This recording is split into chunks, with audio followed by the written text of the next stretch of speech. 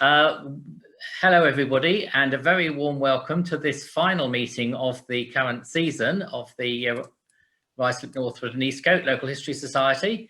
So we've come through with 8 sessions now, all on Zoom. So I think by the fact that the attendance is kept pretty high right throughout, it shows that it's a format that's working for people, which is good. Obviously not as good as the face-to-face meetings, which hopefully we'll be able to resume in September. So good to see so many people on the call, and I don't think we've got any notices today, so I'll get straight on with introducing our speaker for this evening, who is Kathleen Tyson, who has done academic work on all various history subjects, and she also describes herself as a geographic historian, author, and translator, but tells me her work from now on is to do with banking and financial security and weighty matters of that sort. But I'm very pleased to say Kathleen joins us from her house on the banks of the Thames to deliver her talk to us this evening, which is 1066, The Siege, Surrender and Triumph of London. So over to you, please, Kathleen. Thank you very much, and thank you for having me. This is the first history speech I've done over Zoom. I obviously regret that I can't be there in person with all of you, but hopefully this will work very well for you. I'll certainly try. I've had some experience with Zoom the last year. So I think I will go to screen share. And yeah. Have we got that? Yes, that's lovely, Kathleen. Yes. Very good. Okay. Well, so, Simon, can I say something? You're very faint, Kathleen. I've got my speakers up to 100%. Is it better if I stand a little closer? Oh, that's excellent. Thank you. Thank you very much. Very good. I'll try and speak up a bit too.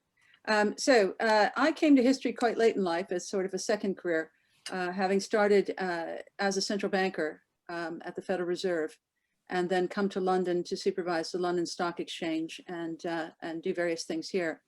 When I took a sudden interest in history, it rather surprised everyone, including myself.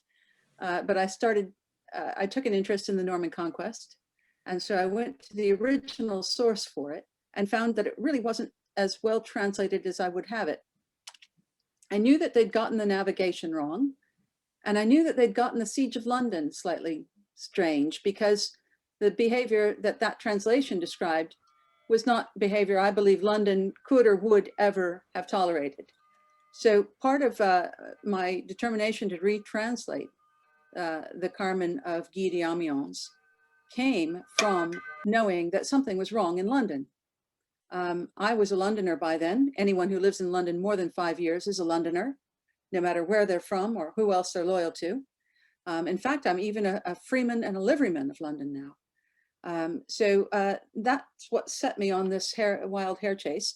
And because I also believe that you can't understand history without geography, I began to draw geographic insights and blend those into my understanding of the conquest.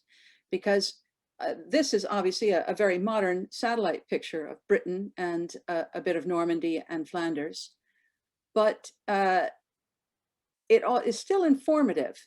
I mean, if you look at this picture, what should strike you is that it must have been taken at low tide, because you can see the sandy reaches so distinctly. Now, these sandy reaches were incredibly important to medieval navigation, because they were really the only safe places on the coast that you could pitch up in your round bottom boat and not be smashed to bits.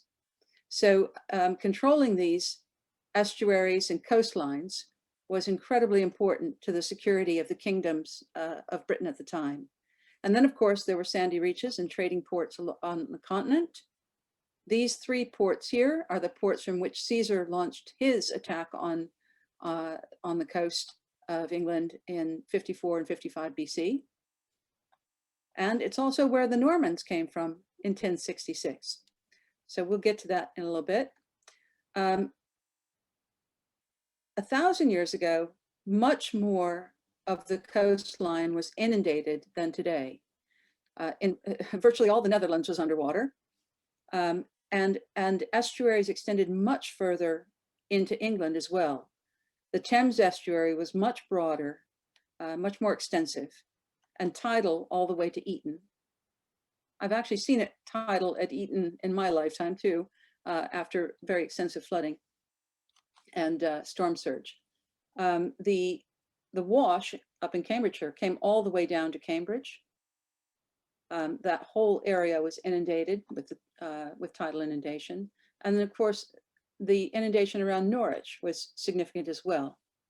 So the important bit is this bit down here at Hastingaport, which is actually the name that's used in the Carmen to describe the port and camp of William the Conqueror. It's opposite the coast of Normandy, where there was an anchorage at Ouessant and a port at St. Valery. And the Carmen describes the Norman fleet coming out of St. Valery, sailing up the coast, mustering all together, and then crossing on a southern wind and a favorable tide in one night to reach the coast of England. And they muster again, wait for the next tide, and then enter a port which they navigate for 3 hours before they finally anchor. Well, they don't anchor, they pull their boats ashore. They didn't need to anchor because they were in an estuary. So all of that changes our understanding of the geography of the conquest. They certainly did not land at Pevensey, which didn't exist in the 11th century. It was never a port. There's no evidence for any port, and they've been looking there for 150 years now. So really, one contribution I've made is to put the port in the right place, in the Brede Valley, with the Ostia between Winchelsea and Rye. But let's go to London. So London had much more tidal inundation 1,000 years ago. Southwark was an island. And there were two bishops. There was a bishop of Southwark and a bishop of London. So that's a bit of a change from today. This is not perhaps a very good illustration, but it gives you the idea that Southwark was its own island and it was opposite the city of London. There's no evidence for a bridge 1,000 years ago, but what in medieval times passed for a bridge could have been pontoon sections that were sort of jointed together, because they certainly used that technology quite a lot. And that was consistent with accounts that we have at the time, that a section of the bridge could be swung aside to allow shipping to pass. And in 1052, when Godwin and Harold and their rebel fleet attacked King Edward at Westminster, the garrison of London opened the bridge to allow his fleet to pass. So sort of, you can almost see, oh, and in that account, they passed to the south. So they might actually have come to the south of Southwark to reach Westminster, which you can see in this sort of illustration was doable. This is not a great map of England at the end of the 10th century, but it gives you an idea of how divided Britain was. There was obviously Scotland, but there was Northumbria. Here it says English Northumbria. What it should say is Anglian Northumbria, because they were Anglians. There really was not a concept of any English tribal identity in the 10th or 11th centuries. You were Northumbrian, you were Anglian, you were Mercian, or you might have been Saxon, but you certainly wouldn't describe yourself as English. So here are some key first millennium events. And really what I'm trying to do here is set the scene for 1066, because for 3,000 years, London was contested territory with immigrants and empires coming and taking possession of it and then contesting it amongst themselves as different sea armies invaded Britain to exploit British resources. Britain was extremely important to the development of the Mediterranean empires and the Roman Empire, the Greek Empire, because it had the only tin in Europe. And British tin from Cornwall and Devon has been found in the grave goods of Egyptian pharaohs, in the grave goods of Germanic kings from prehistory, and of course in Danish or Roman and Greek weapons, and particularly brass. You need tin to make brass, to make naval brass. And having brass weapons and brass ship fittings made you a much, much more powerful military. So control of Britain, and particularly control of trade in tin, was something that was contested from about 3,000 years ago. And we can trace it through the metallurgical record of artifacts. Now that we can actually do analysis on the components of artifacts, we can actually determine where the tin was mined, which is really quite astonishing, but it's giving us much better understanding of which kingdoms contested and controlled ancient Britain before there was any written history. But going to written history, we'll start with Boudica, because she was amazing. Her husband was killed by the Roman, well, no, when her husband had a truce with the Romans. And when he died, the Romans broke the truce, deposed Boudica as queen, raped the daughters, and she decided to get her revenge. She raised the Iceni and allied tribes from across Britain, and they, of course, attacked London and slaughtered 70,000 Romanized residents. 70,000 is quite a lot back then.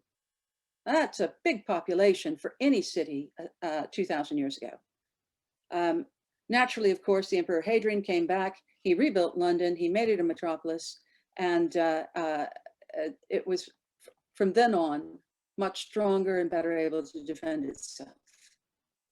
In the 2nd century, King Lucius, according to tradition anyway, we're not sure if this is true, founded a church for a Roman envoy from the Pope in London and endowed it with a cross. Now that's the first record we have of contact with the Roman Church establishing a claim over anything in Britain. And what did the Pope want? He wanted London. Then there are various revolts going on. I'm going to skip to the bishops of London and Southwark, because there were 2 of them, attending the Council of Arles in 312. But only one bishop from London attended the Council of Nicaea in 325. So something might have happened then, we don't really know. It says here that they didn't attend the Council of Nicaea, but that's not true. The Bishop of London definitely was there. In 604, the Pope sent some more envoys. This time it was the Augustinian mission to the King of Kent. He wasn't King of England, he was just King of Kent. He'd taken a Gallic wife. She was Frankish. And in fact, he was probably raised in Gaul himself. So that's probably why he was open-minded to having a legate from the Pope and then embracing Augustine and giving him a see in, I want to say, it's not Winchester, it's Canterbury. And then, of course, endowing Winchester and London to the 2 blokes that came with Constantine. So again, it's very clear the Pope wanted London. And actually, he gave it a very special status because he said that control of London would not be given to Canterbury, it would be held by Rome. So that the Bishop of London was only answerable to the Pope, which is really quite special. Skipping forward, Bede. This is my favorite description of London from history. In 710, Bede writes, "London is an emporium of people of all the world coming by land and sea." And then that's where Bede records the letter from Pope Gregory, stating that London is a metropolitan of the Holy See, exempt from Canterbury, and its college are able to elect their own bishop, who could receive his pall only from the Pope. So he's carved out London as a Roman colony. And we know that it was populated by people from all over the world, because, and that is why it needed a special status, because it really was a colony that needed to be protected from the hinterland, from exploitation by English kings. It keeps on getting special treatment. In 790, King Offa grants a charter for the Abbey of Saint-Denis in Paris. At Londonwick on the Strand, this was probably near Saint-Denis back church, on the site of the Roman Basilica in London. So again, we're seeing a special Roman connection but also now a Frankish connection, because King Offa was a very close correspondent with Constantine, or not Constantine, Charles the Great, Charlemagne. There, I'll get it eventually. Charlemagne. Charlemagne was a great buddy of King Offa's. They were constantly expanding trade, and indeed, the coinage of King Offa is vastly superior to any English coinage before or after for hundreds of years, because he modeled his reforms in England on Frankish methods that he imported from Charlemagne. King Alfred, this is a few years later, about a century later. Alfred, of course, had a very troublesome reign. He was only about 18 years old when he became king, because all of his older brothers got killed. And he didn't do very well at first. But when he started using mercenaries from Flanders and Gaul, he started winning. And then he retook London and he refortified it under dominion of his son Ethelred, who was the ruler of Mercia. And from that point, London has a Mercian connection. And then King Ethelred succeeds, moving on, I'm skipping forward another 100 years. King Ethelred succeeds his murdered Danish half-brother, and King Ethelred was only about 12 years old at the time, and marries, even though he's only 12 years old, he's married immediately to the daughter of Jarl Thored of York to achieve a truce with the Danes. In the Anglo-Saxon Chronicle, only two people are ever called Jarl. One is Thored of York, who was clearly a Dane, and one is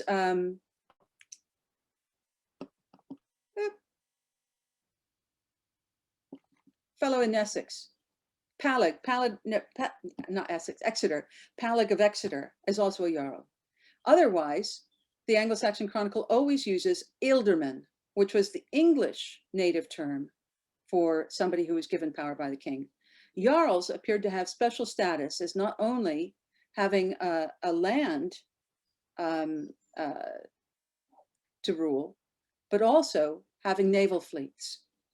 So the Jarls were really responsible for coastal defense and trade with the continent. So they were quite powerful.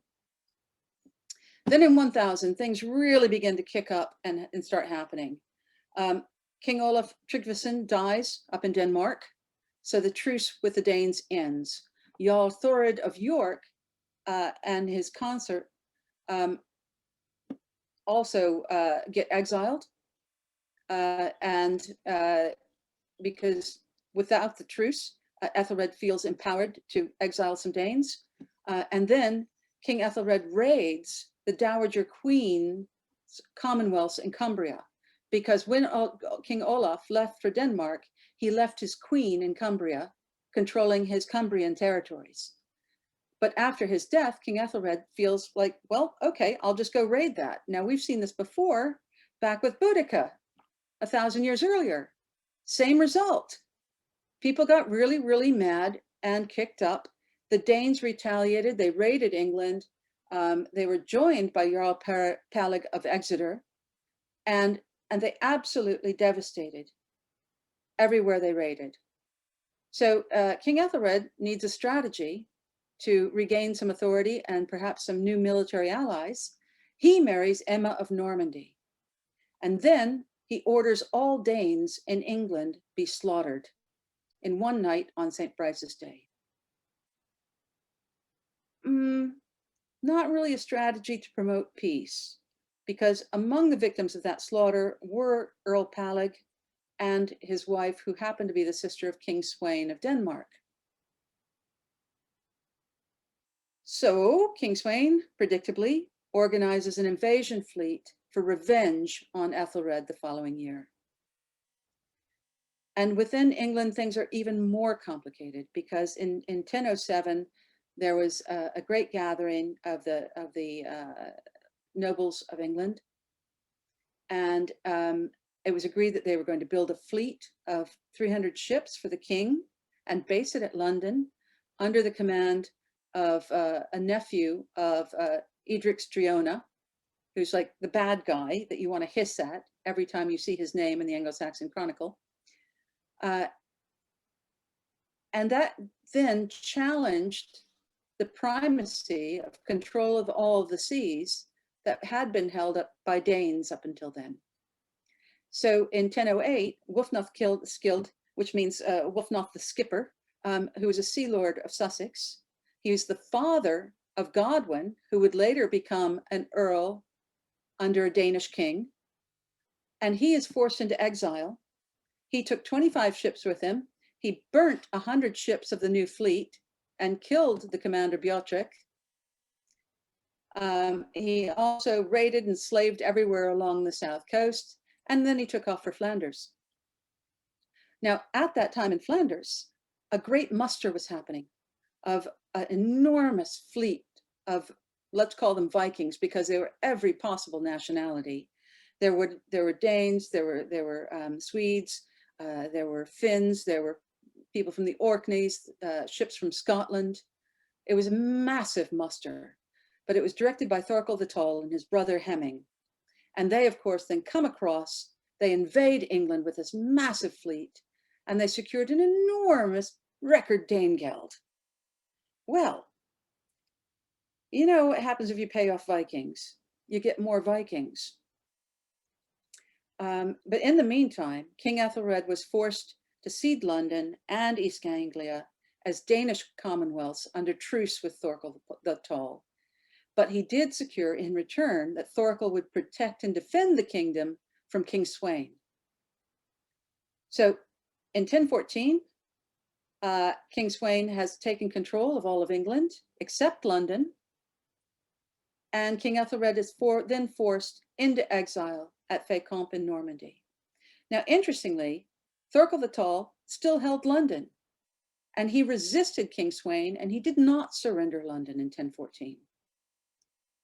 So even though the king scooted off into exile, Thorkel still controlled London and continued to defend it. In 1016, King Swain died, King Ethelred was restored, and again, he orders all the Danes killed in East Anglia and London. Hemming, the brother of Thorkel, was killed in East Anglia, but Thorkel, his sons and his men take to their ships and leave England. But guess what? They're not happy. They actually resisted King Swain for King Ethelred, and King Ethelred turned on them and ordered them robbed and killed. So in 1017, the Danish conquest of King Canute comes, and Thorkel is commander of Canute's fleet. Yep. And of course, London resists with its own king, Edmund Ironside, but he dies. And so we have King Canute. And King Canute immediately makes London his capital. He makes it the Danish capital of England. Because he can defend it, it's got big stone walls. The Danes are secure living there and doing commerce from there. And from then on, it's the military, financial, and administrative capital of a united England under Danish rule. It's the first time, really, that England was, I think, united. People give the credit to Alfred, but I don't really think he ever had control the way Canute had control. In 1017, of course, in 1044, let's look, yeah, 1017 to 1042, London is the military, financial, and administrative capital of Danish kings. What happens in 1042, however, I left it out of here, is that King Edward comes back from Normandy to become king as the last son of King Ethelred to survive. And he follows the sons of King Canute. King Edward, of course, has lived 28 years in Normandy by then, and for all intents and purposes, is a Norman princeling who's never been recognized by the English, ever.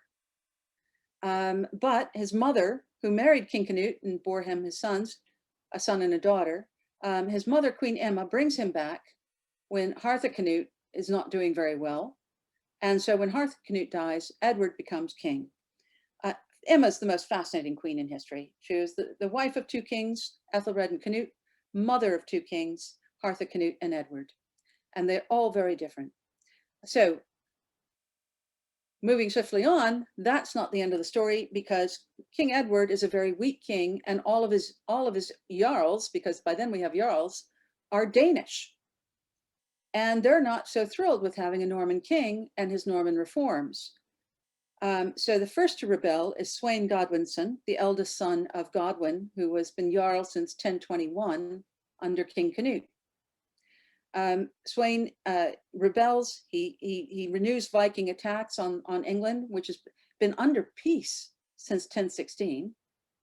And then when Swain is reinstated by election of the Huscarls, not by the king, the London listmen, who are supposed to defend London for the king, are disbanded. That means there's no fleet to defend London anymore. From that point, the only fleets belong to the Jarls, and the Jarls are Danish. So in 1051,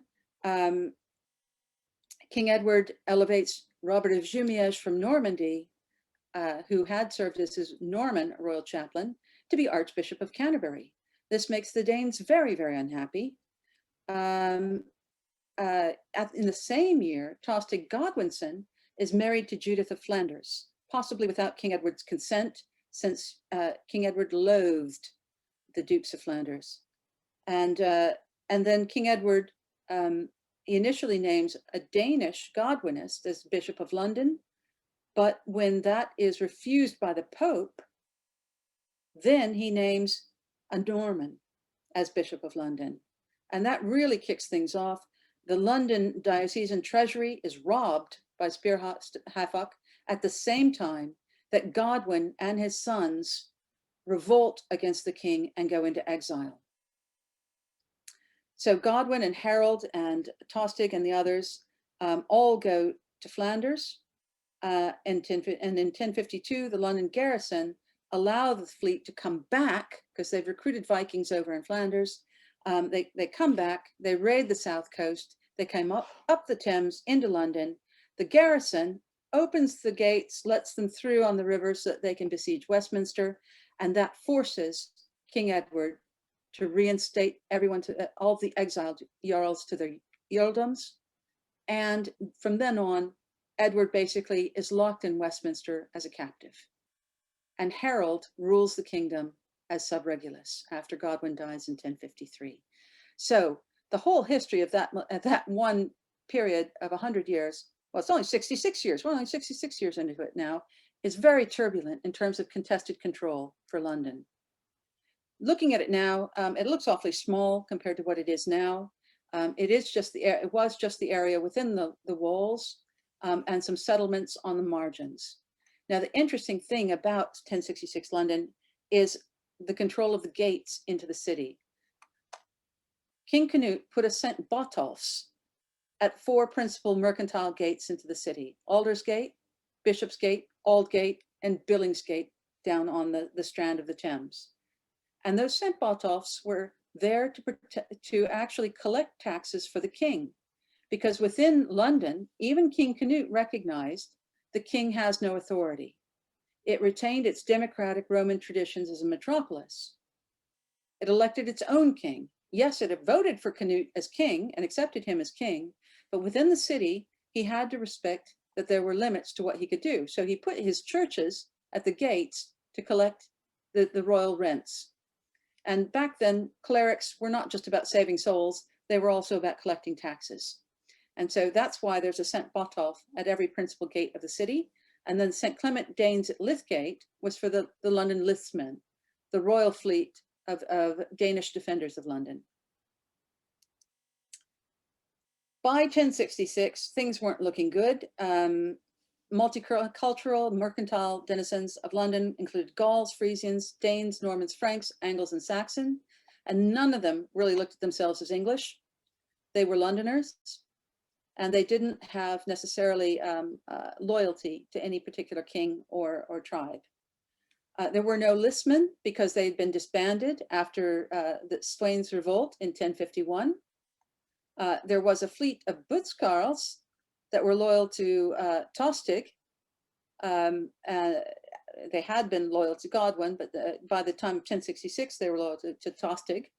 And these ship warriors were based at Plumstead, which is one of the estates that Godwin got from the church by, well, nefarious means. But that fleet was lost tragically in September of 1066, returning from the Isle of Wight after Harold had ordered them to the Isle of Wight, anticipating a Norman invasion over the summer. There was no invasion over the summer. When supplies ran out, the troops basically revolted and went home, but the fleet was lost in the Channel. The London garrison of elite Anglo-Danish knights, who were likely all very great warrior huscarls, they had guarded the port, the city gates, and the bridges, but they were all killed at Hastings with King Harold, because King Harold took the militias with him to battle as experienced warriors, and they were all dead to a man.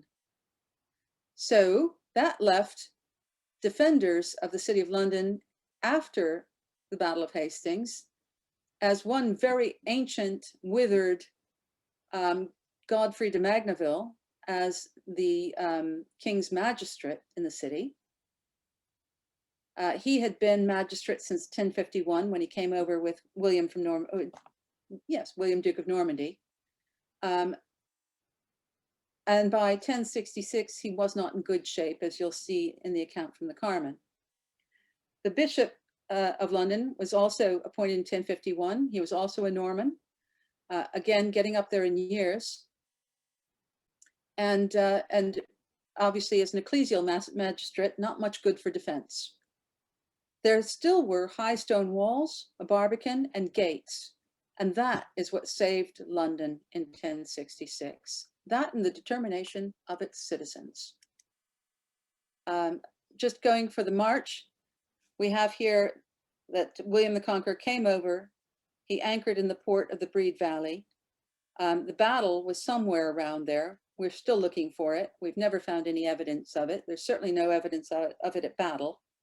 But somewhere, I think around the walls of that great valley, there was a battle. And then from there, after 2 weeks, William and his armies marched to Dover.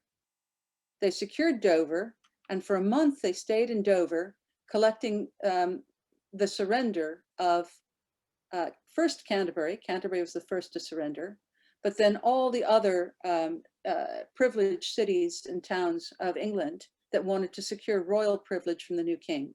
They had to come swear allegiance, bring him lots and lots of nice gifts, preferably gold and silver, and then he would give them their freedom of their city, as long as they kept paying taxes. But after a month of taking those surrenders, he then marched to Winchester, which was holding out. Only London and Winchester were holding out after a month, and he got Winchester to surrender. He cut a deal with the Dowager Queen of King Edward, that she and the Bishop of Winchester could hold Winchester and they would only pay market taxes. They didn't have to pay other royal taxes. So they cut a nice deal. And that may have been what gave him the idea to make a similar generous offer when he got to London, because then he takes his troops and he marches on London, and that sort of sets the stage for what we're going to hear from the two accounts of the siege. There are only two accounts of the siege of London from 1066. The first is the Carmen Widonis, which is a 1067 verse history written by Bishop Guy de Amiens, and he was not a Norman. He came from Boulogne, and he was probably commissioned by Queen Matilda to compose the Carmen to celebrate with the Allies the victory in 1066 on the occasion of the Easter celebrations at Fécamp Abbey. And that was where all the loot was shared out and the troops and the ships were dismissed. So the Carmen is written very neutrally. It describes Franks and Gauls and troops from Calabria, Sicilia, and other Italian territories, because the Normans had been retaking the Mediterranean for 50 years by then. A lot of the ships in the conquest came from the Mediterranean fleets that were very, very experienced sea warriors. So this is not a pro-Norman history. In fact, it's kind of not very nice to King William at all, There's one line that it basically calls him an open sore, oozing pus, drawing flies, when he's receiving all of these magistrates surrendering to him in Dover.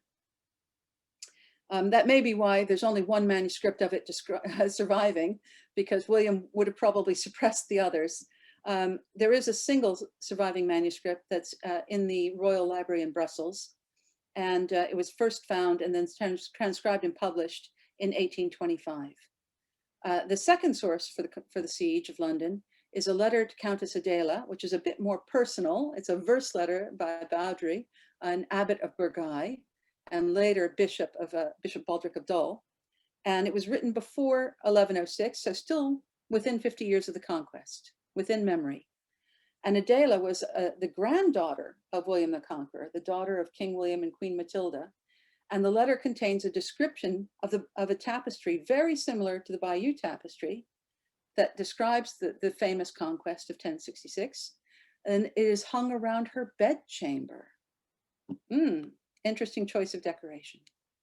But even though it's a much more intimate sort of communication, it does contain a lot of information. So let's start. Here it is, my translation of the Siege of London from the Carmen Madonis. And what I've got in the image is the actual text from the manuscript, because I was the first translator to use digital images of the manuscript, which, by the way, makes a huge difference. We're talking about letters that are about 2 millimeters high. When they say Latin minuscule, they mean minuscule. It's very tiny, dense writing. So without digital images, I'm not sure how anyone did it in the past. Right, so here we go, Carmen Madonis. William turned his course to where crowded London gleams. The city is very large, full of extremely subversive citizens, and richer in wealth than the rest of the kingdom. Protected by walls on the left and river on the right, it dreads neither foes nor fears capture by cunning. The disloyal people defeated in battle made for this place, hoping to live free in it for a long time. But because such great terror had overwhelmed all, everywhere there was lamentation and unbearable grief. The rulers and also the powerful at last united to deliberate together in such great council, specifically, whether a boy born of royal lineage ought to be concentrated for king, lest they remain without a king. And this is, of course, a reference to the boy king Edgar, who was a grandson of King Ethelred by his eldest son, who was half Danish. The foolish rabble reckoned he would be able to protect them by royal title only, not his works. The boy was elected as a regal figurehead by those whose guardianship likewise bestowed ruin. The flying rumor spread that London had a king, and the people of the English who had survived were delighted, until this ploy, he who sought to hold the kingdom united, and whose vows the Almighty Dane fulfilled, had not laid waste by cruel sword or fire, as he claimed rule by divine authority, not by clever device. When he learned of this act of fools, which was unworthy, he then ordered the walls of the aforesaid city assailed. A marching column complied at once swifter than the wind to lay out for itself a siege camp. The army ringed the walls to the left with crowded camps and spurred the enemy to vigilance against attacks. In the king's domain, half a league distant from the city, is a royal palace of surpassing beauty, reputed to have been called West by ancient settlers, afterwards taking a name from Peter's Minster. The provident king chose this seat for his household, which rightly pleased him, and not undeservedly, for as the histories of early fathers bear witness, by tradition kings wear their crowns here. King William built a monster siege engine, ram-horned with iron, and dug mines for the destruction of the city. He then bellowed threats, menacing vengeance and battles, swearing that if given enough time, he would raise the walls, he would level the towers to the strand, he would demolish the proud keep to rubble. Having heard such things, Fear ravaged the citizens of the city. It possessed, tossed, twisted, and tormented them. There was within a certain man withered by feebleness of the kidneys, and thus slow-footed from duty, because he had received many wounds for his homeland. Lacking mobility, he is borne on a litter. That man nonetheless rules over all the principal men of the city, and public affairs are ruled by his aid. To this man, by envoy, the king secretly proposes a better means of separation, asking to what extent he might support this.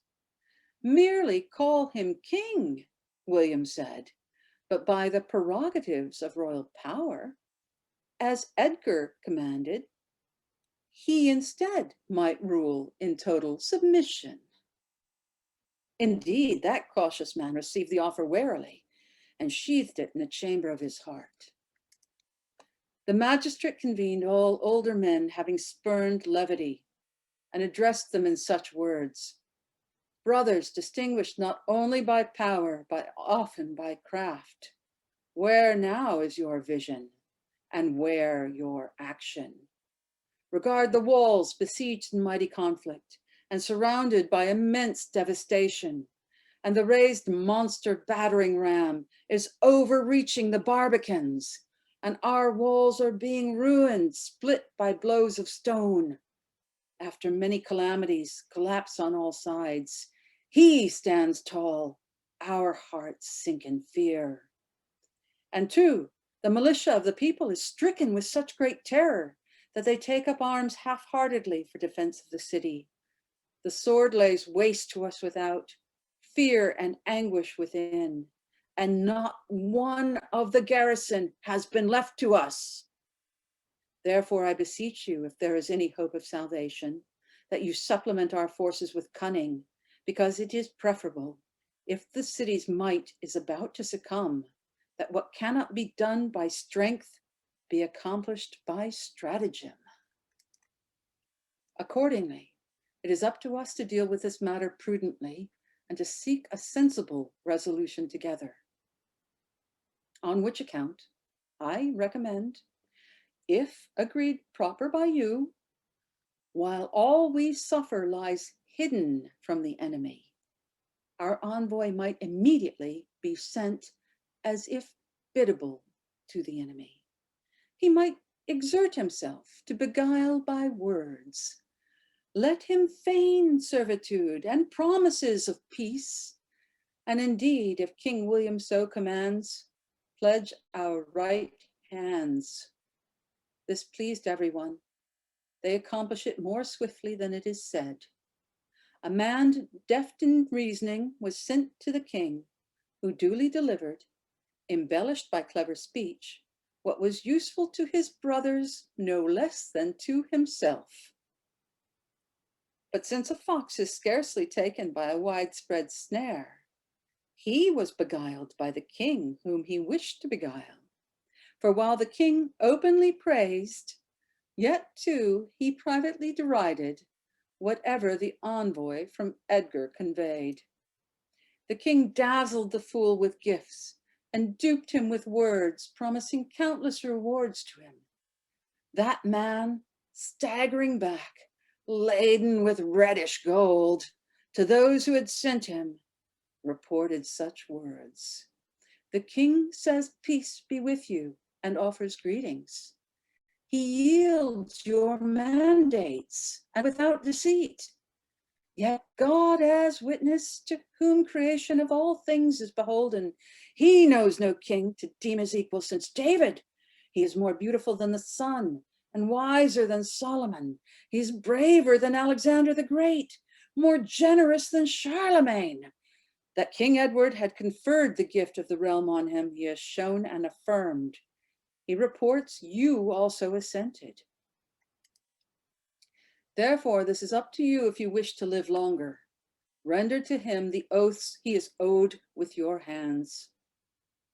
The citizens assented to this. The aldermen confirmed it to be proper, and each side renounced the boy king. With downcast faces, they proceeded with the boy in an orderly column to the palace of the king to surrender the city by its keys, to settle the rebellion. They sought binding and service by oath of their hands. As he knew of their approach, the king went to meet them. He gave a kindly kiss to the boy Edgar, along with the rest. He graciously forgave their offenses and accepted their gifts, and having received them thus, he treated them honorably. By his own show of good faith, he commended honor, and in oaths he bound their faithless hearts. Well, that's a pretty good account, isn't it? There's a lot of detail in there. Now, Boudry of Burgai. Obviously, this is much shorter, and it's a very different style, but it gives confirmation of the key information. And as I say, this was written within 50 years. Meanwhile, the tireless Duke wants to bring his work to conclusion. Horses whinny and rise. The impending battle looms. Here comes the enemy, shout watchmen high on the towers. Hearts almost stop with fright. Limbs are rigid with fear. Men lack weapons. The ramparts lack men, and both lack a leader. No one is there in command to order the troops and take charge. Even if there were weapons and men and someone to guide them, fear would nonetheless stun and disable them all. What can the people do? White with fear, they imagine walls breached and houses burnt, all the inhabitants killed. Yet they feel that instant surrender would be disgraceful. Terms must be offered first. Until then, they must hold out. With an improvised ring of defenders, they man their ramparts. Girls do service, and boys, old folks, an unlikely troop, all to make a respectable peace like a warlike nation. Far from the walls, the Duke stops and addresses his nobles. Let us try something else. What harm can there be in trying? Let us offer the town friendly terms for a peace. If they reject our terms, we can attack in good conscience. That said, he sends his peace, asking for peace in return. The townsfolk accept his offer, and peace from their side is promised. The gates are opened, the town eagerly welcomes the Duke. Everywhere in the province, the citizens are applauded, their decision is praised, others join in the peace. Noble and common alike, the cities, the small towns, the country, choose to establish the Duke as their ruler and king. William, first a Duke, is promoted from Duke to monarch. Now, okay, he's writing to William's granddaughter, so he might be playing him up a bit, but the rest of the account conforms very accurately to the account in the Carmen about there not being a garrison, about the militia, a very unlikely militia having to serve on the walls, about fear overwhelming the city, and yet a determination to negotiate terms and to secure for London some dignity as an outcome. And boy, did they ever. William's first act as king, following his consecration on Christmas Day, 1066, was the first Civil Rights Act, the first act of any monarch to endow rights and liberties to his citizenry. And it is addressed to the citizenry of London. William the King amicably greets William the Bishop and Godfrey the Portreeve and all the citizenry within London, both Frankish and English. And I declare that I grant you all remain lawworthy as you were in the days of King Edward. And I grant that every child shall be his father's heir after his father's days. And I will not suffer that any person do you any wrong. God keep you. And that is how, even though all of England was conquered by William the Conqueror, London remained indomitable and self-ruled after 1066 and is still ruled today from the Guildhall. Okay, there's more also rule in London from Westminster, but it still keeps its ancient traditions and its ancient liveries. This is an image of the charter, which is, as you can see, it's only about, let's say, 6 inches long. It's quite tiny, and yet it changed the world, because from siege to surrender to triumph, This charter inspired citizens in many cities, not just in Britain, but all over Europe, to negotiate liberties with their kings for mercantile advantage, because a city that could welcome foreigners and guarantee them liberties on terms of equality as burgesses could be a much greater city than if it were entirely ruled by a king, but could not guarantee security or prosperity to denizens that came from elsewhere. So this set a pattern that spread all over the continent as the basis for French communes. And it was, of course, the basis for Magna Carta, that a couple hundred years later, when Britain was again in revolt, with the earls revolting against the king, and Magna Carta was demanded in settlement, it was based on the terms secured in 1066, and again confirmed the liberties of London. And that's the siege, surrender, and triumph of London. So questions?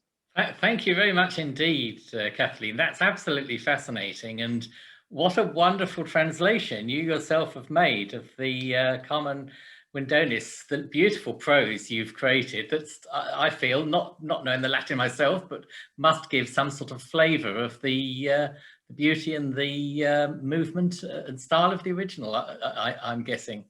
I did want it to be fun to read, because most history isn't, and I've read enough of it now to be quite sure of that. But it is actually quite accurate as a translation as well. Every single line of it was edited by Daniel Haddis at King's College London, who's the Latin lecturer there. We did 25 lines a week while I was doing my MA. So it is, I hope, fun, but it's also quite literally accurate. Good to know. And you might be interested to know that our research group has been delving into translating Latin with the help of an external advisor, records at King's College, Cambridge from the late medieval period relating to the manner of Ruislip. So we've got some experience within our society of what it means to translate medieval Latin. So it's incredibly difficult, I gather, never having tried it myself. So it's the most brilliantly compelling done. thing I've ever done. It was an absolute obsession for a period of several years. I could happily work on it 20 hours a day. I'm thankfully over that now. Right, very good, very good. And fascinating also to see the Old English letter F that you've managed to find in a modern character set on some of your slides. That, as a student of typography, fascinated me. But I think the main thing is to say that the special status or prominence of London that people complain about today, BBC and the government and everything being too London-centric, it goes back over 1300 years and perhaps earlier, that London has always had such a special status. I'd never realized it was granted by the Pope as long ago as 700. So that's it's just one of the many things you've certainly opened my eyes to that I wasn't previously aware of. Yes, it's got, because it was, as Bede says, an emporium of all the world, coming by land and sea. It really was more of a colony for trading with the hinterland, with a very distinct political and cultural context, because it perhaps saw itself more closely aligned with Gaul and with Rome than necessarily with anything in the hinterland that we think of as English. And what's really impressive about that 1066 charter that gave it its liberties, it's, to me, stunning that William had the Enlightenment to grant equality to the Angli and the Franki, if they were burgesses of London, so that he recognized the need to give equality to the burgesses of London, whatever their origin or ethnicity. Yes, pretty enlightened for 1,000 years. As you say, amazingly far-sighted. Yes, yes, indeed.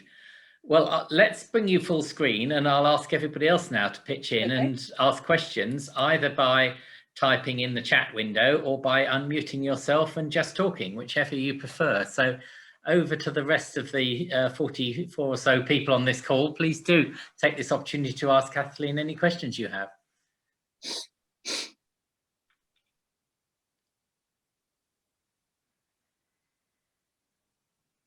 No, you. I don't know whether you can hear me. Yes, we can hear you, Valerie. It's Valerie. Kathleen, you won't have realised, but I'm not actually Brian, but I'm Valerie, Valery, and I am named after the Saint Valery, well, actually on Co, rather than sur Somme, from which William set out. So I have an interest in that end of the voyage. Had you looked into at all the stories of the exposition of the relics of Saint Valery to gain a favourable wind? And is that, you know, is this just hagiography? Well, he was one, as I said, there were two things that I thought got wrong in the previous translation. One was the navigation and the other was the Siege of London. I do also give a talk, here I'll make a pitch, for the navigation of the Norman conquest. But if you get the Carmen, this wonderful book here, it provides a very detailed account of the navigation, including they were besieged by bad seas and winds at St. Valery for more than 3 weeks. Yes, I gather. Originally, they were supposed to set out at the same time as the Danish fleet set out north. But they got stuck at St. Valery, and the Carmen describes how King William walked up to the church every day to look at the weather vane and the wind at the top of the church, and to make offerings and prayers, tears streaming down his face, until they got a favorable wind. Yeah. How do we get hold of your book? Okay. Please tell. I'm going to go back to sharing for a minute. Right.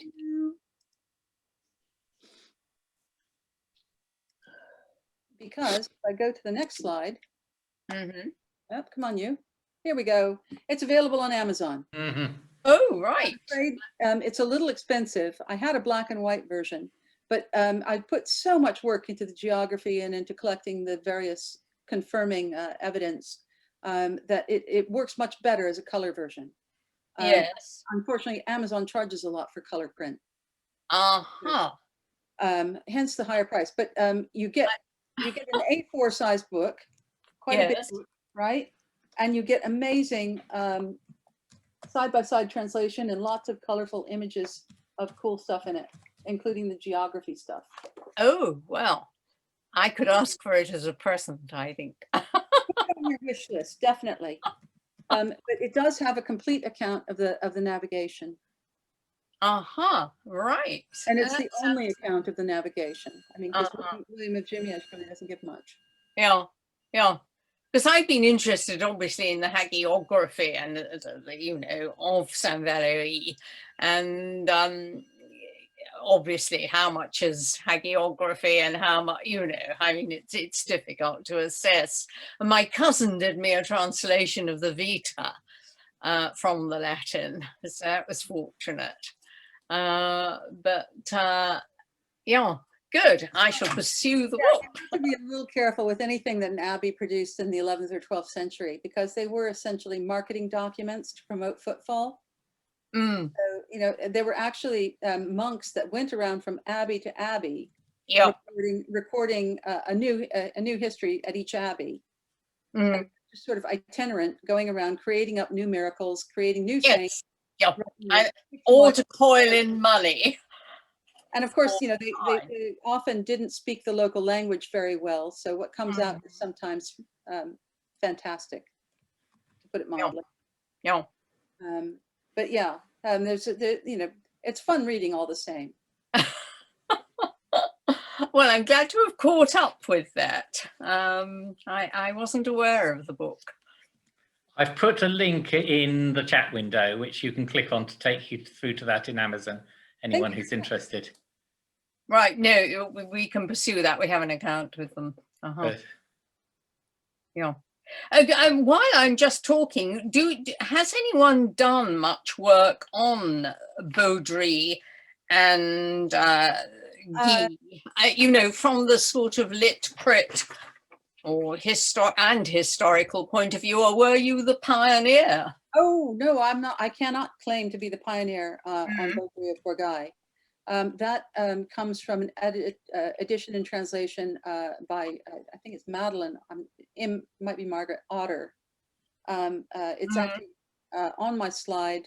It's in the Journal of Medieval Latin 11 Yes, 2001. I picked that up. Mm-hmm.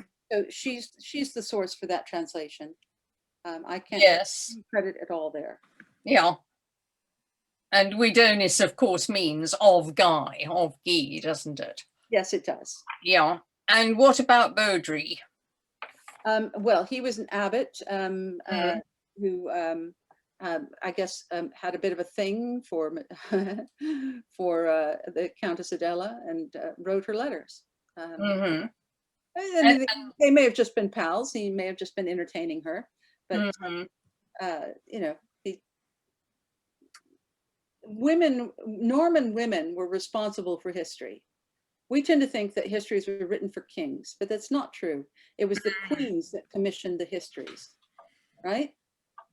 So they often would elevate somebody to bishop who was a talented poet because they wanted something entertaining, or they wanted something that aggrandized the achievements of their kings or their tribe. But it was very much something that Danish and Norman queens undertook. We give credit to the kings, I don't know why, but it was always the queens that were responsible for commissioning history. Thank you. Melanie, you've got your hand up. Yes, I'm always a bit surprised that William was accepted as the monarch as quickly as he was. I mean, it sounds from what you're saying, obviously Winchester was an important place for him to take, but he hadn't yet taken London, which was the sort of power base of wealth and all the trade. You know, how did he sort of establish himself so quickly? Well, with 6,000 soldiers and another 100,000 coming over on every ship, because there was an immigration of approximately 100,000 Normans just within the first year. Right. So it wasn't just the 6,000 soldiers that won at Hastings, although they won very, very thoroughly. Mm-hmm. There wasn't much left afterwards. You know, there were the Norman armies, or the northern armies that did not join the battle at Hastings, the Danish Jarls from the north, who then allied with London, but they actually surrendered first, and then London was the holdout. Right. Because they cut a deal as well that they could retain their earldoms and return north. So I think it was just overwhelming force. But also William did come with a letter from the Pope confirming that he was the rightful heir and that the church was to provide him with secular services. You know, collect his taxes, do his accounts, run his markets. Right, so he had all the right networks. Mhm. Getting a banner and a papal ring in advance of the battle, yes, that had to have had some influence. But also remember that Godfrey the Portreeve and William the Norman, the bishop, were Normans. So for them to surrender to a Norman king wasn't a big stretch. Yeah. He had brought them over in 1051. Why shouldn't they return a favor in 1066? Mm. Yes. Any more questions from anyone?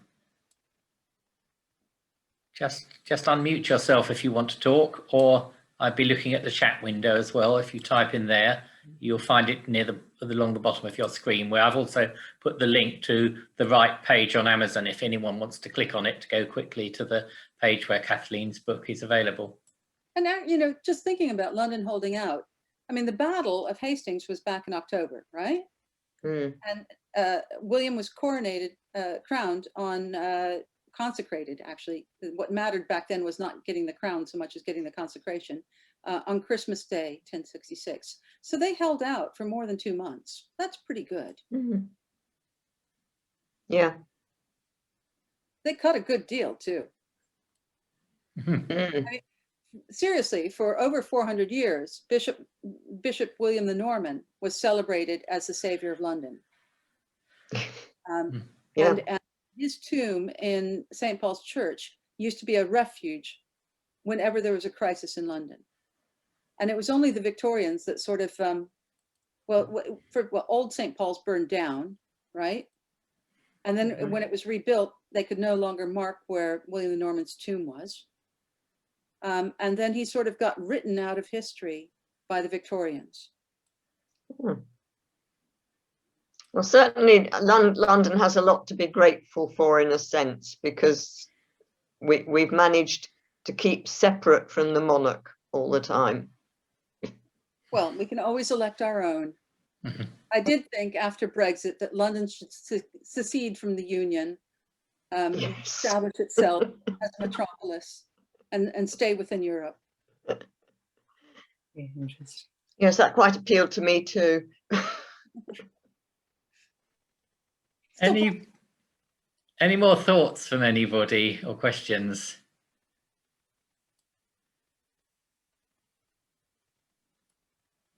No. Okay. Well, you've answered everything. Everything we can think of at the moment, Kathleen. That was the most amazing talk. But really, it certainly opened my eyes to everything preceding the Norman Conquest. We think we know about the Norman Conquest quite well, but a wealth of detail preceding it, and then, of course, what happened subsequently to achieve that, as you say, very advantageous settlement for London. So certainly an area of history I was a little hazy on before. I'm now feeling a little bit more fully briefed, and definitely going to look for your book. So thank you very much indeed for that fascinating talk. Just to let everybody know that this is the last meeting of our current season. And normally, of course, we'd be announcing summer outings and other activities at this time of year, but not to be, I'm afraid, this year. But we do have a date to meet again, 20th of September, when, if everything goes to plan, we'll be meeting back face-to-face in St. Martin's Church Hall. But watch out for emails and flyers through the post to tell you what's actually happening. But we do have a speaker lined up.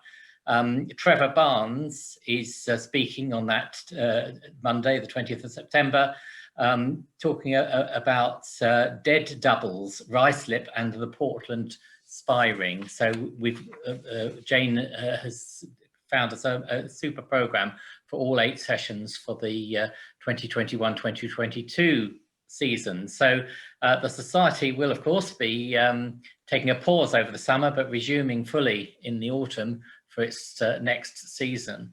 In the meantime, we will be preparing a journal. Melanie and her colleagues in the 2 separate research groups the Society has will be working to produce further articles, but any member of the Society is very welcome to embark upon their own bit of research, whatever it is, your house history or a bit of local history associated with your family, anything you found looking through old local papers, whatever you think might be of interest to other members that's to do with our local history or history generally, would be very welcome as a short or a long contribution to the journal. So do get in touch with Melanie if you think you might like to do that, because we'll want to be producing a journal fairly soon after we resume in September.